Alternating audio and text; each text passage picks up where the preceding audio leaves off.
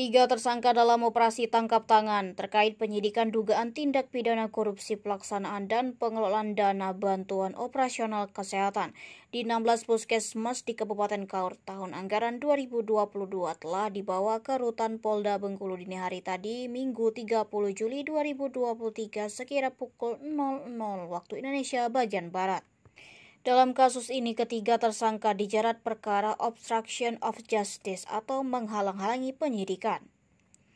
Dalam kasus ini pula diketahui ketiga tersangka mengaku punya kedekatan dengan lingkungan Kejagung hingga mengklaim diri bisa meredam perkara yang sedang ditangani jaksa di Kabupaten Kaur, Provinsi Bengkulu.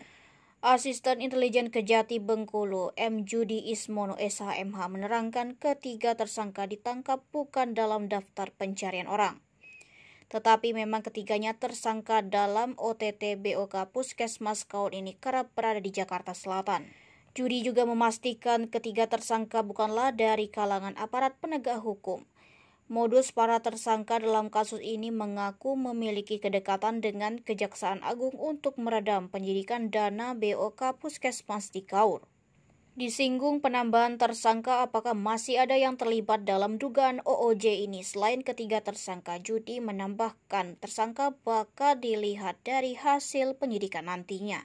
Diduga ketiga tersangka menikmati uang yang diserahkan para saksi kepala puskesmas di Kaur mencapai 920 juta dengan menjanjikan penyidikan kasus tersebut dapat diberhentikan.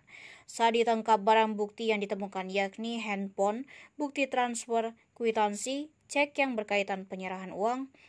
Tiga tersangka diduga melakukan perintangan dan menghalang-halangi proses penyidikan yang dilakukan Kejaksaan Negeri Kaur pada perkara dugaan tipikor pelaksanaan dan pengelolaan dana BOK Puskesmas Kaur.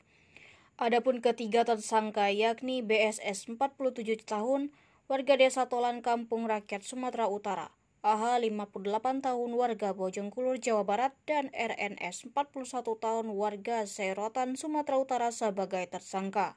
Hampir 10 jam diperiksa di ruangan Pitsus Kejati Bengkulu sekitar pukul 00 waktu Indonesia bagian Barat dini hari tadi. Ketiga tersangka dibawa dan dititipkan ke Rutan Polda Bengkulu.